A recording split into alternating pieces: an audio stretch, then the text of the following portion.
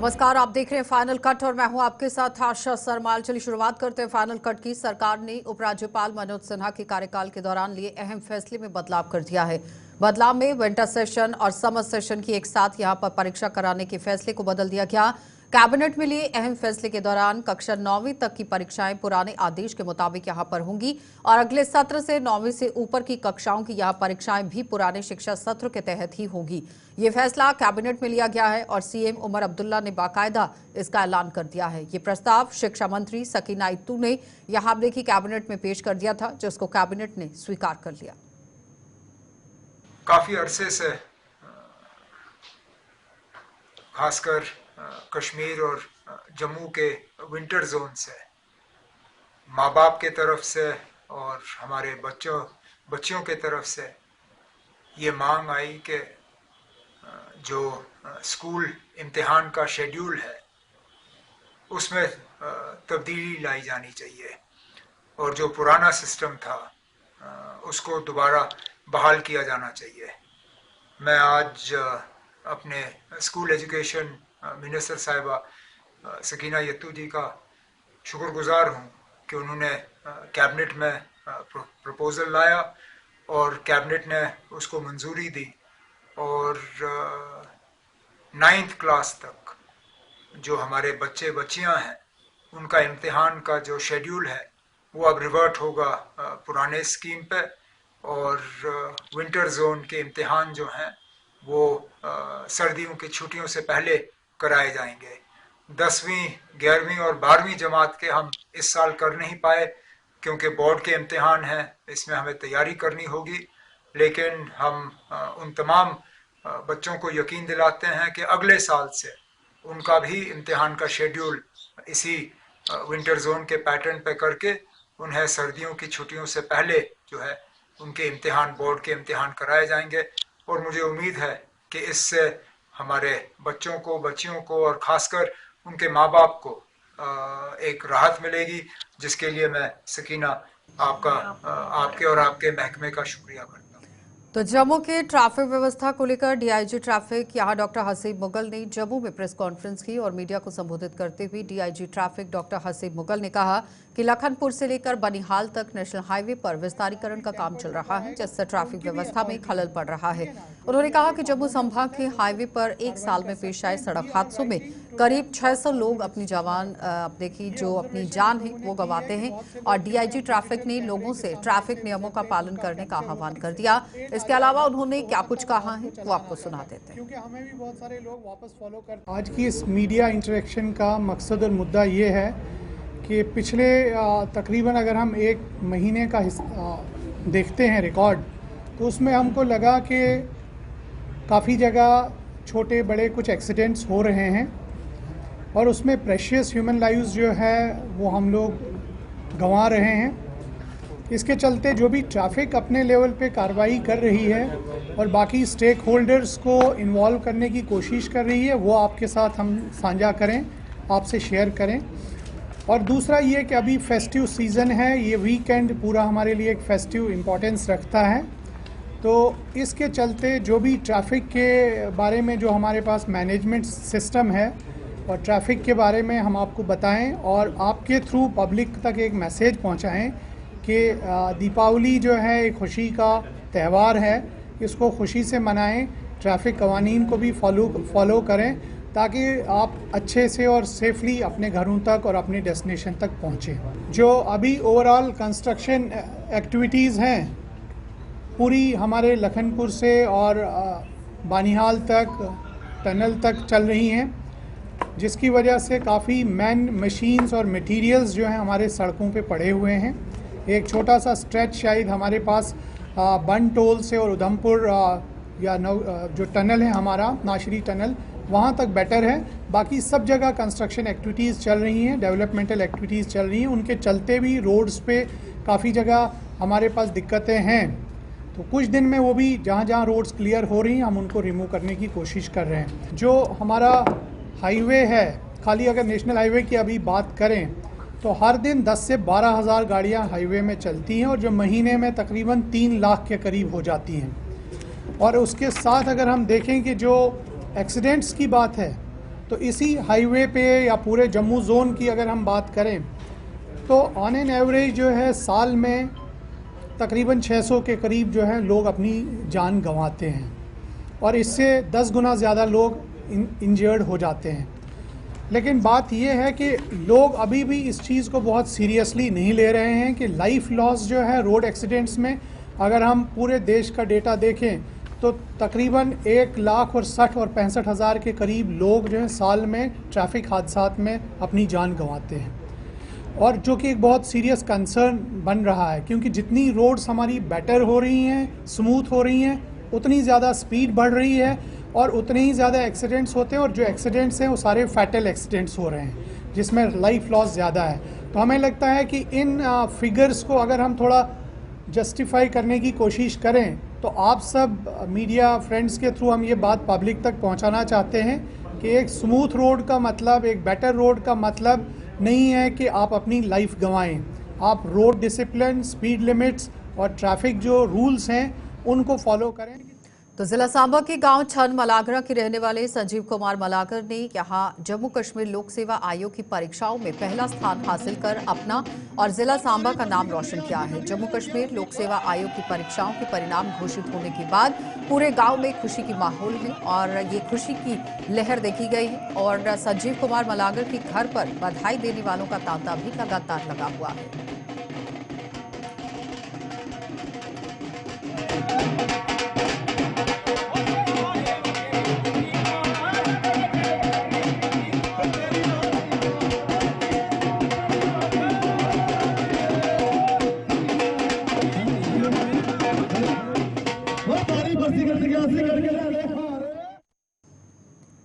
इकतीस अक्टूबर को मनाए जाने वाले जम्मू कश्मीर यूटी दिवस को लेकर Jammu Kashmir national conference party ने ऐलान कर दिया है कि वे यूटी दिवस का बहिष्कार करेंगे। पार्टी के प्रवक्ता जो कि इमरान नबी डार हैं, उन्होंने कहा कि नेशनल कॉन्फ्रेंस ने कभी यूटी को कबूल नहीं किया है और ना कभी करेगा, इसलिए हम यूटी दिवस का बहिष्कार करते हैं। वहीं एमएलए शमीमा फिरदौस ने भी स्पष्ट किया कि ये यूटी दिवस कार्यक्रम में शामिल नहीं होंगे। कि कौन करेगा और कौन नहीं ये इसमें करेगा, लेकिन मैं पर्सनली बताऊं मैं नहीं करने जा रही हूँ क्योंकि it is all against our emotions, against our sentiments. जो हमारा ताज लिया उन्होंने छीना, जो हमारा फ्लैग लिया, तो हम उस डे को कैसे सेलिब्रेट करें, ये मैं पर्सनल ज़ाती है। बाकी मुझे पार्टी क्या कहेगी वो मुझे पता नहीं है। कॉन्फ्रेंस की बात करते हैं, मैं आपको नेशनल कॉन्फ्रेंस का एक स्टैंड बोलूँगा। नेशनल कॉन्फ्रेंस ने यूटी को कभी काबिल कबूल नहीं किया है और न कभी यूटी को काबिल कबूल करेगी। ये हमारे साथ एक ज़्यादती हुई है, हमारे हुकूक छीने गए हैं, हमने इस पे जद्दोजहद की है। और दूसरी बात, खुद चीफ मिनिस्टर उमर साहब ने जो परसों कैबिनेट का रेजोल्यूशन पास हुआ जिसमें रेस्टोरेशन ऑफ स्टेटहुड की बात की, वो रेजोल्यूशन लेके चीफ मिनिस्टर खुद प्राइम मिनिस्टर से मिले, प्राइम मिनिस्टर को वो रेजोल्यूशन हैंड ओवर किया। उससे पहले अगर आपको याद होगा, प्राइम मिनिस्टर ने जब यहाँ पे इलेक्शन कैंपेन चल रहा था श्रीनगर में आके, उन्होंने यहाँ लोगों के सामने वादा किया था कि जब इलेक्शन ख़त्म होगा, इलेक्शन के बाद आप स्टेटहुड देंगे। तो अब चूँकि वो सोच रहे होते कि बीजेपी की सरकार आई तो हम उनको स्टेटहुड देंगे, अब एनसी की सरकार आई, तो क्या ये इसी वजह से किया जा रहा है कि एनसी की सरकार आई, यहाँ पे कदगन लगाए जा रहे हैं? मैं आपके ज़रिए से तमाम उन ताकतों से गुजारिश करता हूँ कि जो लोगों ने एक मैंडेट दिया, एक भारी मैंडेट दिया यहाँ पर सिविलियन गवर्नमेंट को, उसको रेस्पेक्ट किया जाए और जो फैसले सिविलियन गवर्नमेंट को करने हैं और जो जिस पे उनका हक है, हमको वो आज़ादी मिलनी चाहिए, वो फ्रीडम मिलना चाहिए जो हर किसी। तो डोडा की यहाँ घट रोड पर लोग अवैध रूप से घर का कचरा और मलबा फेंक रहे हैं, लेकिन इस और जिला प्रशासन कोई ध्यान नहीं दे रहा। तस्वीरों में आप साफ देख सकते हैं कि लोग अपने घरों से मलबा लाकर किस तरह से यहाँ पर फेंक रहे हैं और इससे बीमारियां लग सकती हैं। अंदेशा आप देखिए किस तरह से बना हुआ है। म्युनिसिपल विभाग को काम करने की जरूरत है।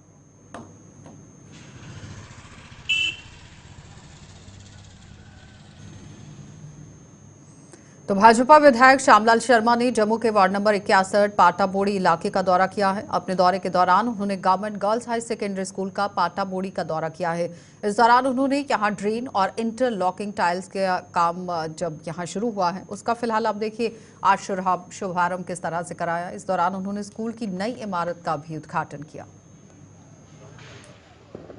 आज का विजिट जो था वो तो आज एक आपने देखा कि बिल्डिंग जो है गवर्नमेंट गर्ल हाई स्कूल जो पाटा बोड़ी है, इसका आज मैंने जब से मैं यहाँ विधायक बना हूँ, मेरी आदत नहीं है कि मैं ज़्यादा नेम प्लेट्स वगैरह या दूसरा नहीं, I mean business only, but education और हेल्थ जो है वो बेसिक एमिनिटी है।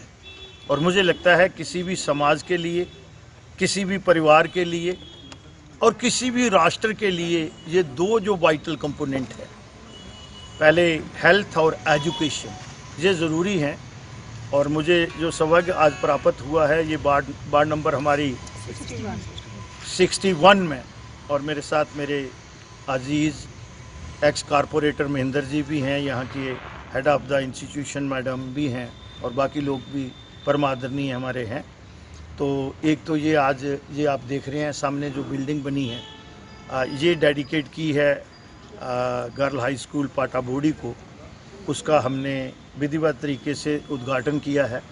और बाकी ये जो आप देख रहे हैं यहाँ काम लगा हुआ है, यहाँ पानी खड़ा होता है, वाटर स्टैग्नेशन हो जाती है, और बहुत अच्छा इनिशिएटिव लिया है डिपार्टमेंट ने और यहाँ के हमारे कारपोरेटर और स्कूल के मैनेजमेंट ने कि इसको रेज़ करके बनाएंगे, सो दैट कि ये अब हमारे पास ज़मीन तो इतनी ही है यहाँ और हम एक्सपेंड नहीं कर सकते। तो ये दो कंपोनेंट थे उस विषय में। तो जम्मू नॉर्थ विधानसभा क्षेत्र के गांव नारजनी में नेशनल कॉन्फ्रेंस द्वारा एक कार्यक्रम का आयोजन किया गया, जिसमें पार्टी ने वरिष्ठ नेता और पूर्व मंत्री अजय सड़ोत्रा मुख्य रूप से यहां मौजूद थे। इस दौरान पूर्व मंत्री ने नेशनल कॉन्फ्रेंस के वोट देने के लिए मतदाताओं का आभार जताया।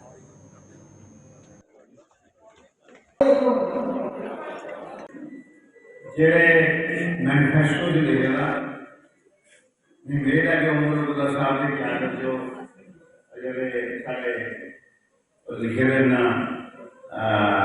मैनिफेस्टो वायदे किए वायदे पूरे किए जाना और ये मैंने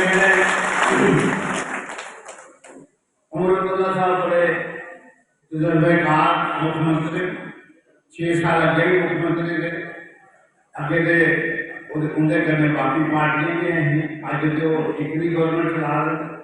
और दूसरी गल है कि और दिल्ली से भी वो यूनियन मिनिस्टर भी एक्सटर्नल अफेयर मिनिस्टर है वाजपेयी साहब, तो बड़ा तजर्बा और उम्मीद है कि उमर अब्दुल्ला साहब बस पुराना करने को नाम पाओगे कि उमर अब्दुल्ला साहब फारूक अब्दुल्ला साहब की सरपरस्ती ये जड़े लोग से वायदे किए उन्हें पूरा करना है, पूरा और लोग भी फख्र हो सारा फैसला उसके करने में नहीं जेडे सारे जम्मू नॉर्थ के सारे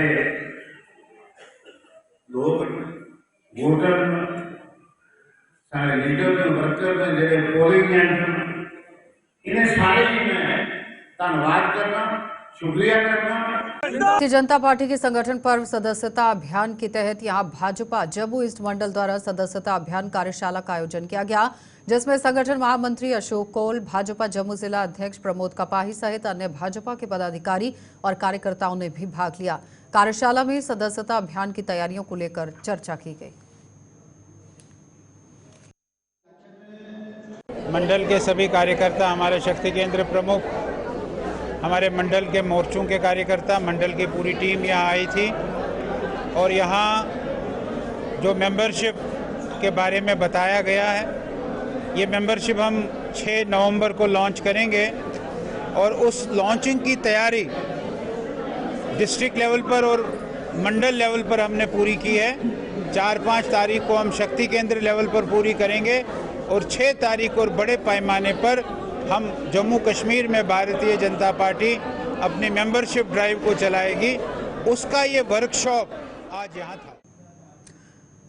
तो जम्मू स्मार्ट सिटी लिमिटेड के मुख्य कार्यकारी अधिकारी और जम्मू नगर निगम के आयुक्त डॉक्टर देवांश यादव ने ई बसों की सेवा का यहां गुणवत्तापूर्ण किस तरह से काम होना चाहिए सुनिश्चित करने और यात्रियों की प्रतिक्रिया प्राप्त करने के लिए जम्मू के ई बस मार्गों पर व्यापक निरीक्षण अभियान चलाया।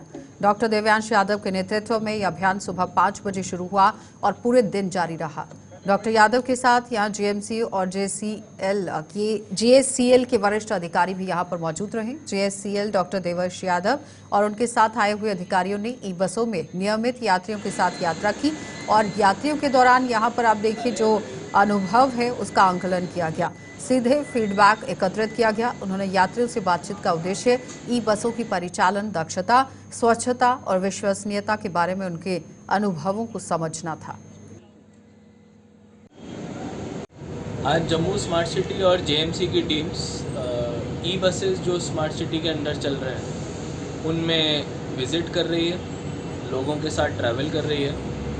इस विज़िट का जो मेन मकसद है, एक तो लोगों के साथ बात करके उनके ई बस एक्सपीरियंस को पूछना, ई बस ऑपरेशंस जो लोगों ने काफ़ी सराहे हैं, जो काफ़ी सक्सेसफुल हुए हैं, उसके बारे में फ़ीडबैक लेना। और दूसरा जो टाइमिंग को लेके इश्यूज़ आते हैं, ओवर चार्जिंग को लेके इश्यूज़ आते हैं, कई लोगों को टिकट नहीं मिलती है उसके इश्यूज़ आते हैं, उनको भी फर्स्ट हैंड देखना।